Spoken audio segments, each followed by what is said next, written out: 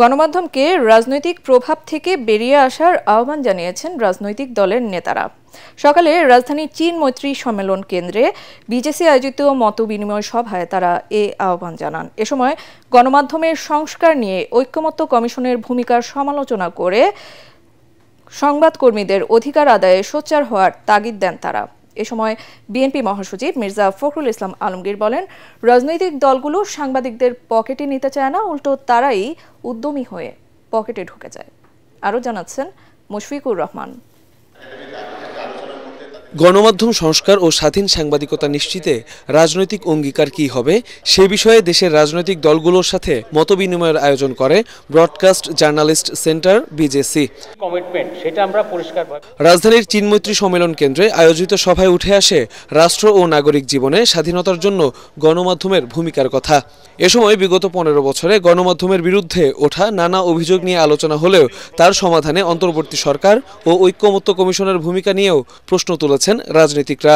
সাংবাদিকতার সংজ্ঞা তৈরি করা দরকার, সাংবাদিকতা কারা আসলে যুক্ত হচ্ছেন সেটার এনলিস্টমেন্ট দরকার, রেজিস্ট্রেশন দরকার, এবং তাদের যেমন নিজেদের আর্থিক নিশ্চয়তা দরকার মর্যাদাপূর্ণ জীবনের, তেমনি আবার তাদের কোড অফ এথিক্স থাকা দরকার। এই যে এত বড় সংস্কার গেল, এই সংস্কারের মধ্যে আমাদের মিডিয়াগুলো কি ভূমিকা রেখেছে?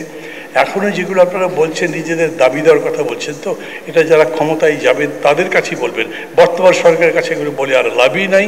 একটা পেশাগত জায়গা থেকে সাংবাদিকদেরকে একই ছাতার নিচে নিয়ে আসার একটা উদ্যোগ গ্রহণ করা আমাদের জন্য খুবই জরুরি হয়ে দাঁড়িয়েছে। আপনারা পছন্দ করেন কাদেরকে? যারা আপনাদের কথা বলে, আপনাদের সঙ্গে তাল মিলিয়ে চলে তাদেরকে। আপনাদের সমালোচনা করলে আপনারা ওই গণমাধ্যমকে পছন্দ করেন না। এরকম যদি নীতি হয়ে থাকে তাহলে বাংলাদেশের গণমাধ্যম কখনোই স্বাধীন হবে না। আমাদের যেমন সীমাবদ্ধতা আছে, ব্যক্তিগতভাবে আমাদের ত্রুটি আছে, সেগুলোকে তুলে ধরে আমাদেরকে শাসন করার দায়িত্ব আপনাদের আছে।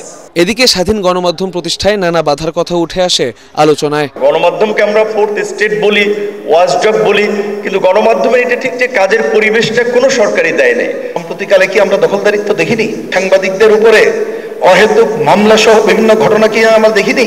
এ সময় গণমাধ্যমের স্বাধীনতা হরণের জন্য সাংবাদিকরাও কিছুটা দায়ী উল্লেখ করে বিএনপি মহাসচিব মির্জা ফখরুল ইসলাম আলমগীর বলেন, সাংবাদিকরা নিজেরাই নানা দলের হয়ে বিভিন্ন ইউনিয়ন গড়ে তুলছে।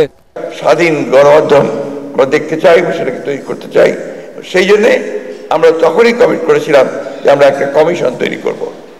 তো কমিশন ইতিমধ্যে তৈরি হয়েছে।